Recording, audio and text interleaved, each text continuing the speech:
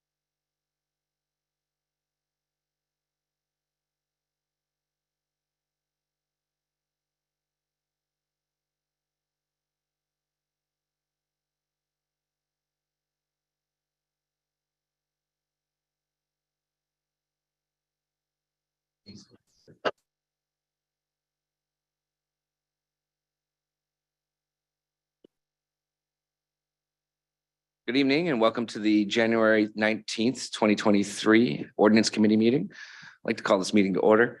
Roll call. Jean Marie. Here. April Seiler. Here. Nick McGee here. We are all here. Item number 3, approval of the minutes from the October 27th, 2022 meeting. Is there a motion to approve? So moved. Second. A motion, a second. All in favor? Show that as unanimous. Item number 4, discussion on the marijuana zone in the RF zone. Liam, you want to tee this up for us? I'm actually going to defer to Karen Martin, who's here to say that. So Karen, take it away. Sure. Thank you very much. Karen Martin with the Scarborough Economic Development Corporation. And I have inherited this particular presentation from Jay, working with the Long Range Planning Committee. And so let me give you a little bit of background on the memo that you have received, and that's in the packet for the audience to look at as well. So Jay and I had Jay Chase, former planning director. Jay Chase and I had a conversation with a property owner within the RF zone, and he had a structure on his property, and he was interested in perhaps seeking a contract zone to be able to do marijuana cultivation in that specific building. And so it's, as many of you know, there was a very long process that the town went through to look at marijuana, the different types of uses and where they belong. And at that time, they were not allowed in the RF and RFM zones.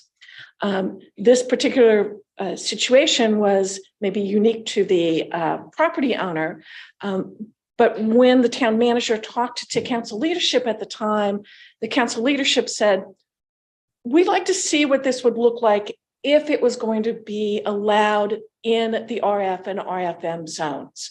So that was sent to the Long Range Planning Committee for them to take a look at. And it's a little bit unique in terms of, actually it is unique, it's not a little bit, using proper English there, since we have Councillor Katerina on board. It's a unique situation with respect to how it was asked of the Long Range Planning Committee. And in this case, it was asked, tell us what this zone would look like. How would we implement this if we wanted to do it? So it wasn't an advisory committee opinion on should we do it or not. It was tell us how we should do it. And in the discussions, they did focus on several things. And remember, you have to really look at this, the zoning ordinance, but there is another enabling piece of legislation, which is the licensing piece. So just know that there are standards in the licensing piece, and then there's the zoning ordinance that really deals with where it should go within town.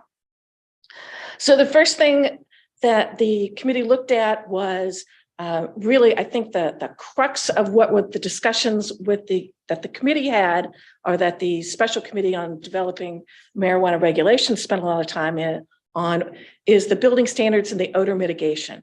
I think that was probably people's biggest fears about having cultivation in the rural farm zones. And the approach that the Long Range Planning Committee took is, okay, if you're going to do it, that building has to be like a real structure. It can't be a greenhouse. It can't be, a soft building. It has to be something where you can have ventilation and odor mitigation measures within the structure. So that was the first recommendation they wanted to do. Next, they looked at really setbacks and the size of the parcel. They really felt like the existing requirements for farming, which required at least a 2-acre site, that was fine, but they felt like this particular use required a bigger setback than some of the other uses, and that was a 100-foot setback from the lot lines. Next, in terms of permitting, they really felt that the special exception designation was the right place for marijuana cultivation. And the reason that was true is that a farm use doesn't always have to go to site plan. And the biggest challenge was they wanted to make sure that somebody was looking at compatibility. And that's what the special exception use does. It sends it to the Zoning Board of Appeals, and they take a look at what the uses of the surrounding property are and how this particular use would fit in. And then they went a little bit further when they talked about special exceptions, because not all special exceptions require a planning board advisory opinion. And they wanted to make sure that a planning board advisory opinion was included in the review of any project that would come forward. And that's really the crux of what's going on. They did certainly reference that it has to meet all the standards of the state's requirements. And it certainly does refer, the ordinance does refer to the fact that there is a separate ordinance on licensing that has performance standards in it that really address some of the other issues. So in a nutshell, that's what's being proposed here. And again, it is, this was a way to allow it. It's a revisiting the issue of should or does marijuana cultivation fit in the farming zones? And I think one of the reasons, I don't want to put words in people's mouths, but I think what happened is it's been a year at that point when we were doing it, more than a year since the requirements for keeping the marijuana cultivation in really the industrial zones.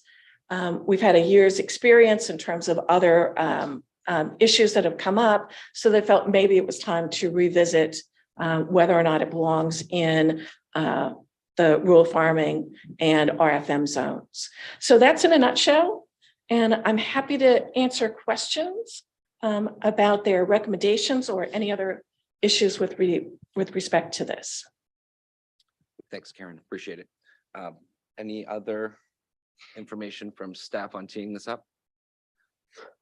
No? Okay, I'm going to open this up for public comment. If you are here and like to speak, podium is live. Podium, okay. You know the drill, Allison. Wasn't sure I have, they put the mic in front of me. I thought that's dangerous.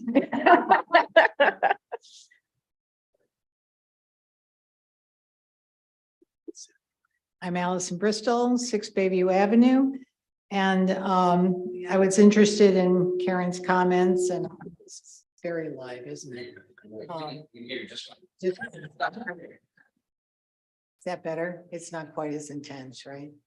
So listening to Karen's comments and also looking at the materials online and going back to the discussion from long range planning from last year, several concerns in considering this. Not the first, but something that's of great concern is that once again, the town is looking at changing an ordinance to accommodate one property owner, as they did with the utility scale solar farms. And I certainly can appreciate the fact that Mr. Pearson would like to diversify his agriculture to sustain the farm, but it's one person. And the character, if that's not maybe keep going. Oh, thank you. You turned it down. Thank you, Tom. That maybe the character is not the politically correct word, but the nature of RF zones throughout Scarborough, one size doesn't fit all. So if it's allowed in the RF district, that means, Spurwing Road from Black Point Road to Cape Elizabeth, except for the new contract zone for Piper Shores, is, basically RF, and it's a residential neighborhood. When this was under discussion, when the ordinance was first passed, the marijuana ordinance was first passed at planning board, actually, Ms. Hendrickson noted that that area had formerly been zoned as rural residential. And it was changed about 20 years ago to try to encourage agriculture. I haven't been here 20 years, but I certainly can go back 15 years and say that, that hasn't changed. It really is a residential area, and more so now with the second phase of Piper Shores that's about to open. So in my mind, it's just not an appropriate location for, and the part B of this is commercial marijuana cultivation. It's not for private use. It's allowing commercial enterprise in a residential neighborhood. And to also look at treating it as a special exception, to have 100 feet setback, to have a commercial marijuana cultivation facility 100 feet from a property line, from a family's home, you know, security, lighting. I'd like to hear a little bit more about, you know, the efforts with the odor mitigation issue, because, you know, I know as soon as the ordinance originally passed, there were, you know, issues at the Pine Point overlay. And I think the town addressed it very well, hiring, you know, an odor consultant, but you haven't heard anything more about how that is all worked out. So that would be interesting to hear about as well. But certainly having commercial marijuana, you know, enterprise and I'm just pointing out to this one neighborhood because I happen to live in it, is certainly not compatible with what else exists. And that would be a condition of a special exception. That's, you know, a special exception standard is to have it be compatible with the neighborhood, and this would not be compatible at all. So the last thing I would say is, you know, you hear the word predictability a lot. I'm going to move it along. You hear the word predictability a lot, and the RF seems to be the catch place for, you know, new commercial enterprise. So, you know, if this passed, and we could have solar farms in the neighborhood, we could have commercial marijuana businesses in the neighborhood, and it's really not what the neighborhood is about. So I would encourage you to either consider it as a contract zone or do an overlay to put it in an appropriate spot in the RF, or not do it at all. Thank you. Thanks, Allison. Any other public comment?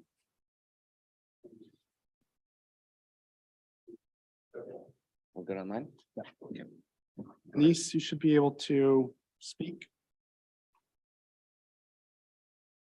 Hi, Denise Hamilton, 2 Rod Road in Scarborough. Sorry, I can't be there in person, but COVID hit our household. So as far as the marijuana in RF zone, I had attended probably almost all the original meetings when the ordinance was being created and then COVID hit, and the discussion on it. I have a commercial, I'm in, as you know, light industrial with an RFO, and we have a commercial grower right next door to us. And when they put together this new odor mitigation process or equipment, whatever you want to call it, it's helped, but it hasn't eliminated the odor. We always know when he's harvesting. He apologizes over and over again. When he's harvesting, we cannot enjoy our property. We can't have our windows open. RF zone is not a place for marijuana cultivation. It's prohibiting us as taxpayers and homeowners from enjoying our property. And it doesn't belong in a light industrial when you have houses in your backyard. Not sure how light industrial snuck in there, but when I attended all the meetings, it was discussed that it was only going to be in industrial, not light industrial. So I definitely don't feel that marijuana cultivation belongs where there are homes, where there are children, and where people have a right to enjoy their property. Thank you. Thanks, Denise. Any other public comment?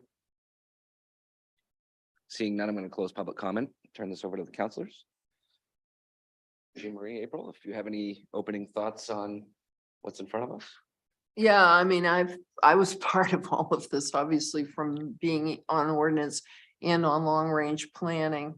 And a couple of things, just all RF zones are residential. I mean, I live in an RF zone, so, they're all residential. It's not just Higgins Beach area or whatever, so I just want to make that clear. I do know if, as I was taking some notes, here that my remembering of long range planning was, yes, and if in fact it was moved to RF, again, it was to have these special standards, et cetera, et cetera, et cetera. Now, I will say I agree, I could go along with most of that. I never thought 100 feet was enough as a separation. That was, my thing. Of course, this was then, and this is now, when we've had more experience with marijuana cultivation and odor mitigation, and this is a tough one. I know that there are places on my side of, I'll call my side of Scarborough, even though they don't own it. Yeah, that's right. You live over there too. That's right. It's nice. Oh, yeah, that's right. It's all ours. That's right. Geez, this is amazing. Anyway, on this side of Scarborough, there is more space. There are more opportunities, places to put it. So that's where I'm like, so how do you deal with it? Because it's not going away. Not, well, the market supposedly is changing somewhat, so, but we'll see. Can I make, No, not right now. no, I can't, okay. So, and I'm new to the discussion, I'm new to ordinance. And so I have a couple of probably are pretty basic questions just to give me a little bit more context. And so the first question I have, and this came up last night at the full council meeting too, is can someone give me the context around the odor reporting process? And what that is and how it's implemented and how residents access it and kind of just. I can try. Okay, thank you. So giving you a little bit of history, when the ordinance originally came out, the requirement for marijuana establishments was to have an odor mitigation plan, which was nondescript. It didn't speak to what type of equipment was required. And the odor concerns around the industry and the town's ordinance predate the town ordinance. There's been marijuana cultivation happening in Scarborough, specifically in the Pine Point Overlay District, for many years prior to the ordinance being adopted. But that was the overarching concern from abutters when we started our licensing process. The town's ability to prohibit or restrict cultivation in those areas at that time was frankly limited. The town can regulate the operation, but they could not prohibit due to the state law around medical cultivation specifically, and the whole grandfathering around the act. So one of the first major changes, and really I'd say that arguably that the most major change to the ordinance through working with an odor mitigation consultant or an odor consultant, we established some guidelines for cultivation facilities around what type of filtration, around what type of air exchange rates, around volume of room and space. And part of that process was also to provide residents an opportunity to report when they detected odors. And so there is a feature on the town's website under the code enforcement page, essentially, for someone to report, and they can do it on their cell phone. It's actually a pretty decent reporting mechanism that we developed in-house, and it automatically puts your location in. You can put your name if you'd want to, but there's a few different questions that ask you around strength of odor and what you think the odor is related to. And so that is something that for a time I personally monitored to some degree. We also, in working with our consultant, they talked about the atmospheric impact to odor. So humidity impacts that, obviously wind direction, speed, things like that. To try to, you know, in an attempt to try to find out whether there were any trends that we could look at around those components to it. So, you know, reviewing the odor mitigation reports, you know, it doesn't just capture reports of marijuana odor. We also have reports in there of seafood smell in the Pine Point area, which doesn't shock me. Even I think there was one about diesel exhaust. So it's not, I don't want to downplay it. It's overwhelmingly reports of marijuana odor in that area of town. We also have reports elsewhere. And while I think the feeling and the general feedback has been that it's improved, I certainly still think there's likely very valid complaints of odor emanating from that facility specifically. Does that kind of give you a broad? That's great, thanks. So, you know, overwhelmingly, and again, it's important for us as a council and for the public to understand, like, when something is allowable and we can try and mitigate it to the best of our abilities, versus when we're making a change and something is not currently allowable. This is a really hard one. I certainly would not want a cultivation facility to be in my backyard. I don't hesitate or shy away from admitting that. There is more room on our side of town, and not every single development in Scarborough or location in Scarborough where this would potentially be suitable is created equal. So I don't know. Thank you, April. I'm gonna be a little bit more straightforward. I do know, and my thought on this is no. And I'll give you a couple of reasons why. RF zones, as noted, are highly residential. I also don't feel that I do feel we do give people the ability to cultivate this in town, and there are specific zones and areas available to do that. It is business, and if we don't want a business in certain locations in town, we have zoning that reflects that. I don't see adding marijuana cultivation into our family neighborhoods as a positive benefit for the community. Specifically speaking, if we were to adopt any of this, 100 feet is nowhere near enough from my personal house to make it worthwhile. So I don't think I want to beat around the bush. I am not in favor of this.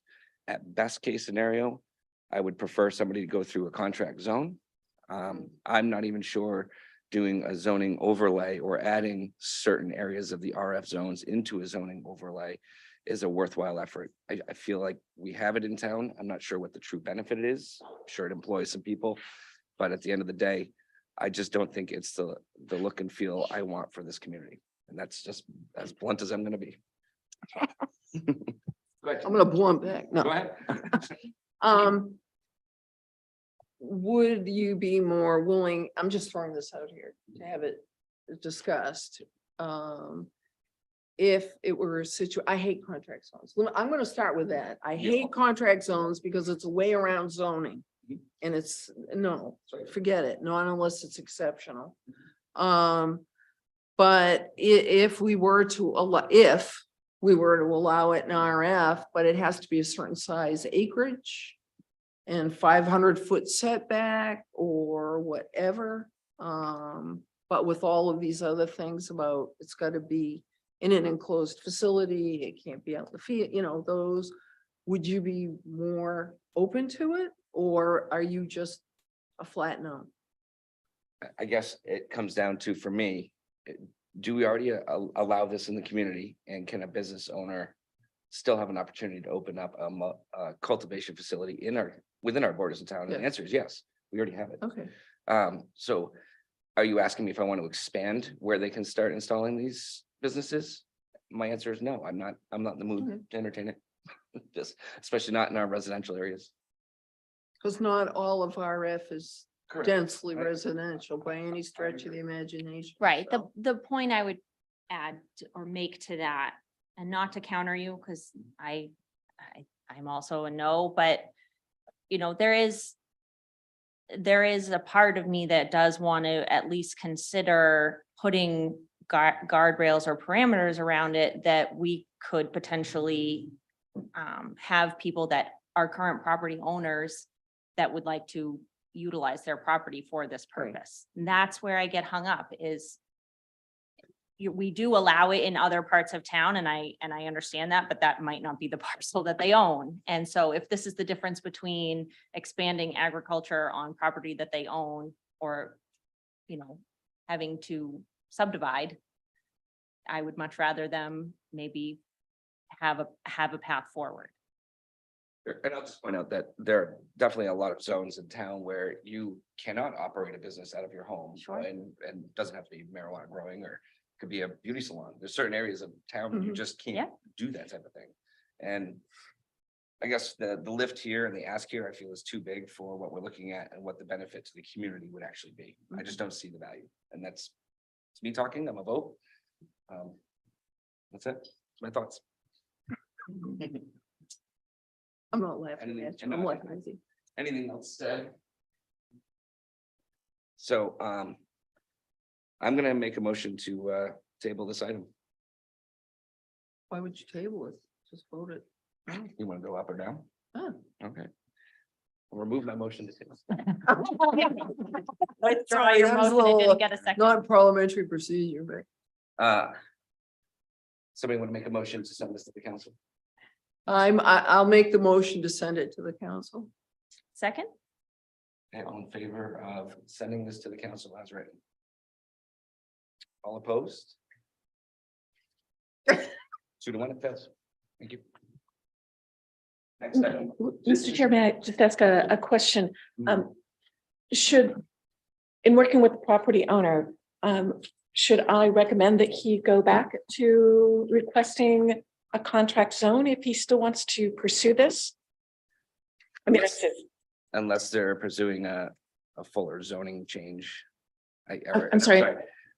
I guess his options would be a contract zone stage or a discussion through the zoning overlay process to expand. Okay. those zones. I think those are, am I wrong? Those are the two options at this stage.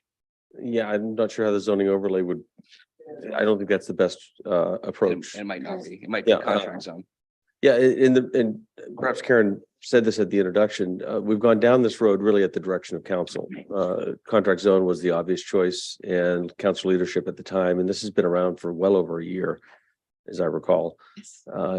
Really wondered whether there's a better, more global way of doing it, hence this RF conversation that's extended for well over 12 months. And Tom, could I just clarification on process on this? Mhm. So does this actually still go to the council with a recommendation ought not to pass? No, okay. No, it dies here. Dies here. Yeah. Okay. Yep. All right, thank you. Happy to reach out. Thank you. Next item on our agenda this evening is discussion on Berry Road, one way. Liam, want to tee this up for us? And Autumn's gonna tee it up for us. Or Autumn, yes. Good happening. So Berry Road came up at a discussion we initially had with Two Rod Road and the opportunity that we needed to amend the transportation ordinance. So Berry Road, and I think Liam can pull up a presentation and it'll give you a better understanding of where it's at. But Berry Road is a connection between Beach Ridge Road and Barley Lane, and it's just north of Holmes and south of 114. So it's a residential area. And so the next slide will show you. So what happened last summer, fall, the signs, Berry Road there's a section of it that's one way, and the signs were removed. And public safety contacted Public Works, and Public Works went and put the signs back out. And after that, we got quite a bit of confusion and some concern and some contact from the residents in the neighborhood. Hey, why is our road one way all of a sudden? And so staff was asked to look at it. We did research it. Cloverleaf Estates was approved and accepted in 2008. There was a section of Berry Road that it is indeed one way, and it was always meant to be that way. We found evidence of signage for quite some way quite some time, but it is not in fact listed as a one-way section in our chapter 601. So the next slide shows you exactly where the one-way is. So it's just from the top of the hill, basically down to Bartley. So there's a roundabout that you can't go back up. And so this is the only section that is one-way and it's been posted. So the next one, we introduced it to ordinance committee last fall in October, just brought it up, and ordinance committee asked us to reach out to the residents in the area and to find out what they wanted to do. And we had a very active residential input. I was really pleased with what we received back. However, it's about split down the middle, and all of those responses were put in your packet. And then we summarized with a map. I think it's 13 and 13. But there's some comments as to why some were in favor of removing the one way and some were in favor of keeping it. Basically the inconvenience factor, for removing it, and then for not removing it, keeping people from using it as a cut through. There's a lot of walking and it's a really pretty area, and a lot of people use it for recreation and don't really want to see it open up. So the next slide just shows you the green parcels are all of the folks that submitted to staff that they wanted to keep it the one-way status as is. And then the blue were the people that responded that they'd like to see it go to two-way. So with that, I think our staff recommendation is, the next slide is that we go back to what it was originally approved as 2008.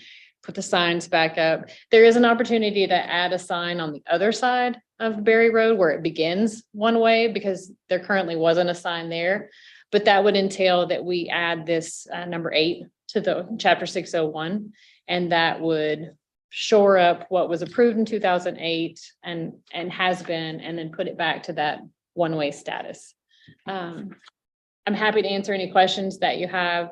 The recommendation was based on the fact that half and half, I think, of the residents really wanted to see it remain as is, and that's how they purchased their property. And that seemed to be a fair conclusion. So. Thank you. Public comment. Anything online for public comment on this topic? All right, seeing none, I'm going to close public. Oh, there we go. David, you should be able to speak. Okay, yeah, I'm Dave Bergeron at 19 Barley Lane. I appreciate the chance to speak. And I appreciate the recommendation. I'm definitely one of those who reached out in favor of keeping it the way it was. I just wanted to make clear that when you look at that 13 and 13 respondents, the vast majority who wanted it to be changed are the ones who would benefit from being able to take the road both directions, whereas the people in the first part of the neighborhood, I think really suffer the detriment of the change. It's that Berry Road, Holmes Road and Beach Ridge intersection can be extremely busy, and even with the one-way signs up, we see significant amount of cut through. People just figure, well, it's a farm field, nobody's going to notice that I'm going the wrong way. And we all live with it. That's okay. But, the second it's officially made a two-way road, I think you're going to see significant pickup of traffic. And I just think it would be unreasonable to change it for the convenience of some people who built a new neighborhood at the detriment of everybody else. So I hope that the council approves the recommendation. Thank you, David. Appreciate it. Any other public comments on this topic? All right, seeing none, I'm going to close public comment. Councilors. Yeah, I think my husband was on the planning board actually when they did this neighborhood, and I remember it was big brouhaha back then. I can see both sides of this issue. I will tell you now that I've been known to go the wrong way on that occasionally. Not that I'm over there that often, but I'll admit to it. I don't know. This is one that I think I would vote yes to move it to council and let council talk about it unless you guys have some sort of a burning desire to have it one way or the other. It is rather silly in some respects. In the way the road is built, it's not real convenient to cut through, to be honest with you, because you got traffic calming there. I would not remove that circle because that would help as a traffic calming for folks who think they're gonna zip through and zip down through the neighborhood and take a shortcut there. And it's not easy to get out for people who think it's gonna be real easy to cut through up the other way and on to Beach Ridge Road. I got news for them coming out of there too. I mean, so it's not an easy cut through. So, I mean, this is what I'm doing. Thanks, Jim Marie. April? I drove it today just to see. I have run it before, but I had never been in a car and had to go all the way around. And so I just wanted to see what the impact was or the inconvenience to the residents that live on the other side of where it would be one way. And this, to me, I agree with staff recommendation. I think that the property owners bought that and it was a one-way street and it was posted for a very long time that it was a one-way street. And there's a certain quality of life within that neighborhood that will be impacted if it becomes a two-way street. And so I would be in favor of supporting the staff recommendation. And if to Jean Marie's point, if she wants to send it to full council, I'm not, I think most of them should go to full council. So that's just my general take on things. Thanks, April. Yeah, I too probably would be in favor of the staff's recommendation here, sending it to the full council. Yeah, tough one. You know, we talk about connectivity in the town, and then at the same time, you see people fighting for the neighborhoods that they know, they grow up and they bought in, and Trail connectivity, I might argue trail connectivity is different than vehicular. Yeah, absolutely. Technically, I wouldn't think a one-way sign would stop if we ever had to do a detour for crash scene or something. Right. One-way sign wouldn't stop traffic flow from being able to utilize that, correct? In That's emergency. I would just observe two quick things, really to confirm what Mr. Bergeron said, in researching this matter and looking back at the planning board discussion and approval. There was certainly input from residents and planning board members around the concern for cut through. And as I recall, the existence of Beach Ridge Speedway and kind of those larger events were, front and center in that conversation. I think what was most compelling and what is in the record and what I think did influence the planning board's decision in this regard is that our own traffic engineer did indicate some sight distance challenges at the intersection with Beach Ridge Road. And so as not to encourage more traffic in a situation that's less than ideal. And I guess the final piece I'd say, if you did something contrary, it seems it would be a bit awkward to have a planning board condition that sits council action opposed to what a condition imposed by the planning board was. Thanks, Tom. That's helpful. So just procedurally, are we taking a motion to send this to the council with a ought to pass recommendation?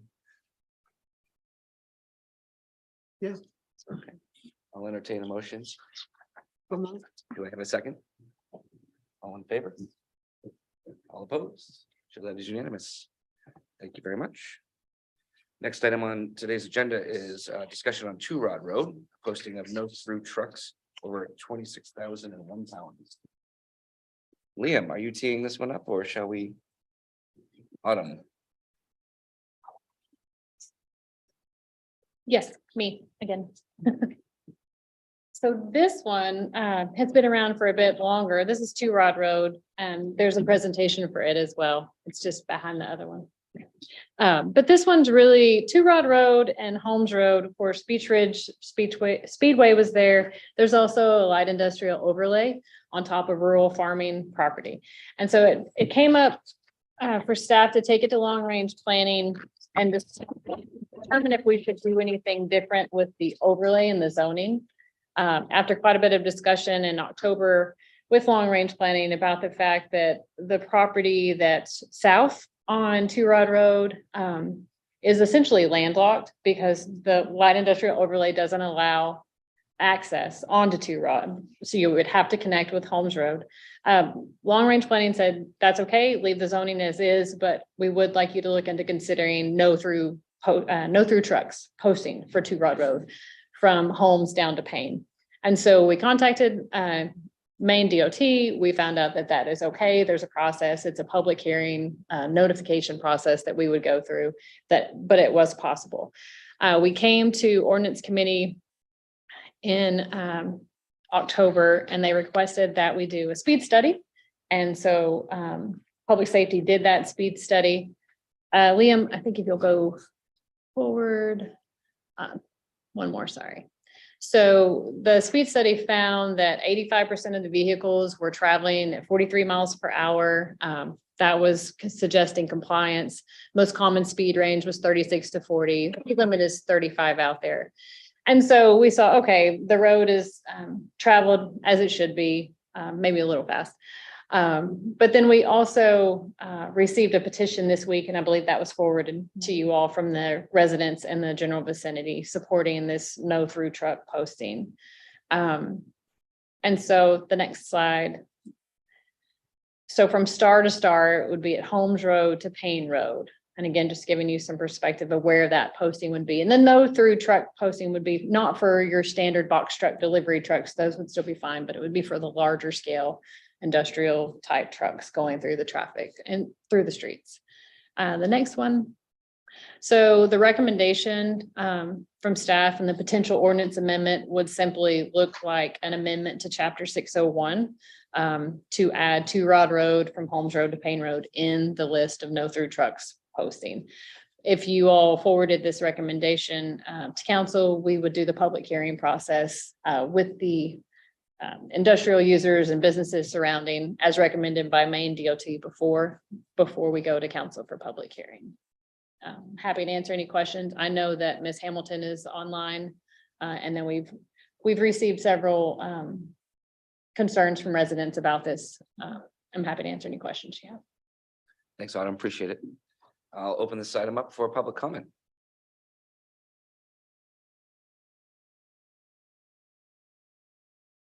Denise, are you all set? There There it she is. is. Denise, you should be all set. Yep, sorry, the button wouldn't click. So actually the no through trucks is already posted on Two Rod from Payne to Scotto Hill, and that's not part of your ordinance chapter 601. So that needs to be modified. And if this were to go through, it would be from Holmes Road all the way to Scotto Hill. As Autumn had mentioned, the speed study was done. And then shortly after the equipment was picked up and before the digital signage was put out, Sergeant Chard had come out on a Monday afternoon during commute time and was here for about 45 minutes to an hour and pulled over 7 people for speeding. Unfortunately, hasn't been back, but that tells you something about the speed on this road. And those were vehicles, not trucks. It's more and more dangerous. People are just flying. It's not just the cars, it's the commercial vehicles. It's dangerous. You know, April mentioned over on Barry, the quality of life.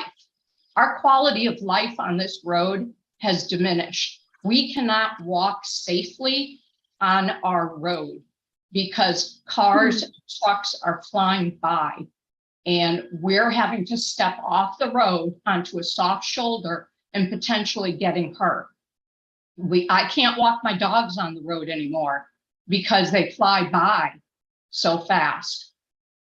These are homes, these are families, these are children that are in the neighborhood.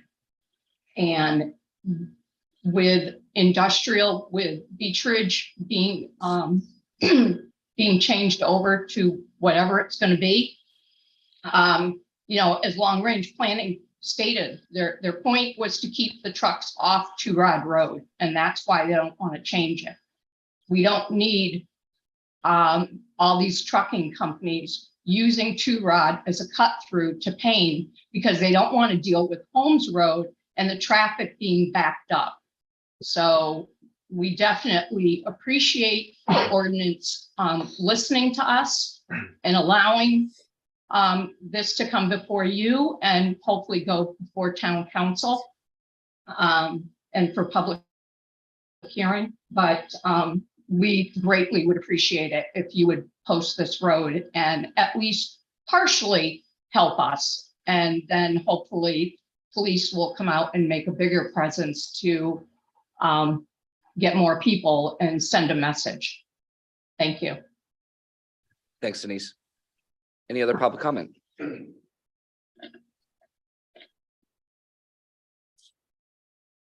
Good afternoon, Dan Dickinson, 40 Holmes Road, Scarborough. I'm a neighbor of Denise. She brings up safety. Safety is a big thing, of course, but I'm failing to understand where limiting the weight of a truck is going to make a difference of the speed of the road. So I would advocate to maybe look at this at a different angle. If this is a speed issue and a safety issue, then maybe we should look at some mitigation on speed, slowing things down, speed bumps, or narrowing the road even further. Two Rod Road has been open for traffic since way before we were all here. It's been there a long time. It may even been there longer than Beach Ridge. So now we're talking about limiting truck use, and it doesn't get a ton of truck use. Maybe it is the dump trucks primarily. But how does blocking just the heavy trucks gonna keep people safe when the cars are the ones that are really going fast down there? I drive up and down the road all the time. I got property. I'm the owner of the land of the zone log property.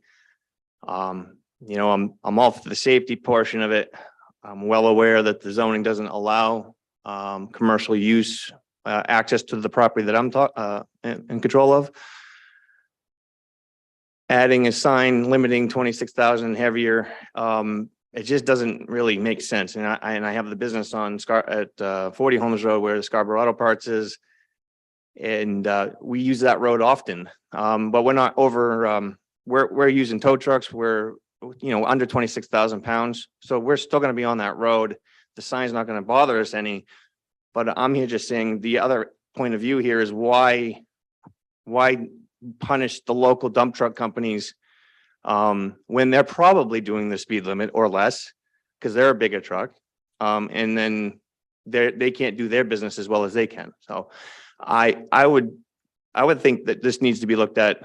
If it's safety is the concern, and then Denise and the neighbors there are having issues, there's no shoulder to walk, no sidewalk. There should be another means to solve this issue to help those neighbors, and I'm fully in support of that. I don't think putting that one sign up or two signs up is going to make the difference. But I do agree that when I've pulled over on the side of the road to put a sign up on my property, it's not really. I don't feel safe either. But it's not. I don't feel safe for any vehicle passing by. So heavy trucks isn't going to matter. I fear if we put a limitation on the road, it could negatively impact me or in other businesses in the area. But it doesn't mean I don't want to see something done for safety. So I guess I'll leave it at that, and I appreciate your time. Thank you. Appreciate it. Any other public comment on this? Seeing none, I'm going to close public comments. All right. Just to clarify, staff, what are we looking at with 26,000 pound vehicles? What type of vehicle? It's more, that's more than a tow truck, right? I mean, so is it an 18-wheeler? Depends what it's towing. Right? Yeah, exactly. It's a dump truck. It's a dump truck. Okay. Yeah, It's I was just trying to gauge. It's not where- your UPS box truck, This is right? a random number, I understand. Right, So right. Where, what was it we're Yes. really looking at? Dump trucks and large. License 26,000 is class B. Right. Okay. All right. April or Jean Marie, does anyone want to take a stab? Go ahead. Yeah, I was on long range planning, when we did discuss this, and there was, that was one of the things that long range planning said, yeah, we could probably live with no through trucks. Then I became aware of the landlocked land, there, and I know there was some discussion on, well, if the owner wanted to develop that land, could he do that if this road were, posted no trucks, no dump trucks and whatever in particular. That being said, I would like to see this go to council, and have a thorough discussion in council, on, where we want to go with this. I guess before I made, a formal decision, so whether if, I wouldn't be ready to do it at ordinance tonight, just because I guess I need to understand better why we post the roads that we do post, if it's for safety reasons, if it's for speed reasons. And so to the point of the public commenter, I definitely have heard the residents of Two Rod Road. We know that there are developing issues there. We know that as Scarborough has seen different changes and growth and different businesses coming and going, that they are experiencing a lot of change right now. And I definitely want to address their concerns but I want to solve for the right problem. And so if limiting the weight limit of the trucks is, I thought maybe we did that for structural road reasons, not necessarily for residential safety reasons. And so I guess I would kind of want to think more about the justification of the weight limit aspect and whether we're solving for the right problem there. But would you move it to council? Sure. Yeah. Yeah, just to that point, I'm not aware that there's any discrete policy that helps define when and if a posting is appropriate. I think there are any number of unique factors that are considered, character of the roadway, structural integrity, number of curb cuts, so on and so forth. I think what's different here is that the zoning that Mr. Dickinson refers to is fairly modern, and that was revisited most recently again. And specifically, the decision was made, right or wrong, but it was, again, fairly recent and revisited recently. The zoning was put to light industrial, but limiting truck traffic or prohibiting truck traffic onto Two Rod. So that's another mitigating factor here. Okay. I think from what I think there's a couple things here. One, I think we should, as council or ask staff to start incorporating some sort of traffic calming measures down at Two Rod, or consider it down for future planning, whether that's as accomplished with a sidewalk. There's a couple of things that we know. Widening the road does not help with speed. So narrowing our already very narrow road doesn't help anyone either. So I think you're looking at sidewalks for residential safety, but we also know that that's part of a larger discussion in town about pedestrian walkways. Sure, absolutely. So anyways, I think that's one aspect that you don't want to lose sight of in the long term, that should be a targeted goal at some point for that community. And then as far as whether or not you're restricting vehicular access and what types you're going to restrict on the road, again, I think I lean towards a little bit with April here and better understanding, is there damage being done to the road because of the heavier vehicles? It would reduce traffic, I got to imagine. And maybe it's a type of traffic the residents over there just don't want to see going through daily, which I can also appreciate. But at the end of the day, I do think this is something that should be elevated to the full council level, and we'd be happy to send it there. So. Well, I'll make a motion, then we move this to full council. You have a motion to send it to full council. Second? I have a second. Further discussion? All in favor? Let's show that as unanimous. Thank you very much. I think for efficiency purposes, since both of these matters deal with chapter 601, we're likely, unless you advise otherwise, to include them both as part of a singular action in front of council. And we'll keep You're them talking about separate. Berry Road too? Yeah, they both affect an amendment to the same ordinance, the traffic ordinance. I would make it can we do the amendment in two separate motions? Just because I could see people Yeah. saying one Sure. way is different than posting for trucks. And- Yeah. Fair enough. No, then we'll prepare them as two separate actions. Yeah. I They'll, think it's- they'll be considered independently. Right. You Okay. don't want to determine the fate of one upon the other. So. You can always divide the question, but we'll, Right. we'll start it off as two independent matters. Sure. All right, thank you. And we are 1 minute shy of 5 PM, which is usually our target end date. And it makes me only a half hour late to my next meeting. So I'll be brief on my GMO update for discussion. As you know, it came up just not long ago in our communications meeting that there is a small group meeting discussing the GMO and any changes. The Tiger team? The Tiger team. And I would say the reason I wanted this included on the ordinance agenda for today was largely just to prepare ourselves mentally Right. for some of the things that we're going to be dealing with, which is once the GMO kind of goes through its rigmarole, it'll start to trigger some other actions possibly within ordinance, whether it's a zoning or who knows, land use, whatever it might be. We should be expected to do some heavy lifting this year. So that's my primer. And I guess I would open it up to the other council members here. If there's anything in the ordinance side of things that you would like the GMO team to consider, I would tell you to feel free to reach out to John Anderson or me, Tom or Autumn, or Karen Martin even, to let us know what that would be. I'd like to have 1 year on ordinance without heavy lifting. So something, but no. Mr. Chairman, is the expectation whatever the Tiger team comes up with, will that make a stop here before this committee? Or it strikes me this is an issue that may transcend the committee and go. And I go to believe the council as a full whole. council anticipates handling that on its own. But I appreciate your point. There are some other related matters that probably will need some additional Right. attention. I can see it triggering, A whole host things of- coming back, looking at, well, then we're gonna need to change this in ordinance, or we're gonna have to do whatever. So Mhm. that's my expectation Yeah. coming out, so. So you guys are gonna get a crash course in planning and zoning and woo. Been there. I know. All right. So item number 8 is more public comment. Is there anything that we didn't touch upon today that somebody would like to bring up for a topic? Seeing none, I will close item 8. Next agenda items.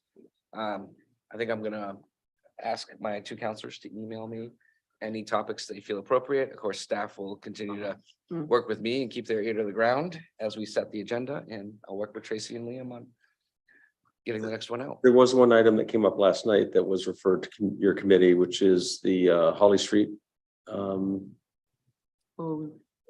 yeah, potential. Pine Point Yes. Industrial The snow Overlay Zone. Pickford and Holly Street. Yes. Yes.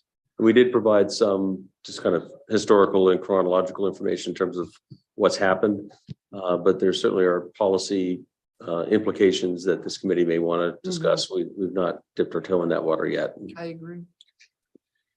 Before we adjourn, we had discussed at Communications Committee moving our standing meeting day. Oh, right. That's right. So in order to be in alignment with our schedules, since it's the same 3 people for each committee, Three Musketeers. we are gonna move the standing meeting to the first Thursday, Second Thursday. second Thursday. Second Thursday. Jeez. We'll Don't get it say- right. So Second Thursday. at 4 PM still. Yeah. Okay. And in front, That's for ordinance, yeah. that's our ordinance. So yes, the communications ordinance will continue to meet back to back. Yeah. Okay. Any other comments or issues to address? No, seeing none, I'm gonna ask for the favorite motion of the day. I move that we adjourn. Do we have a second? Second. All in favor? Show that is unanimous. Thank you all very, very much. Thanks.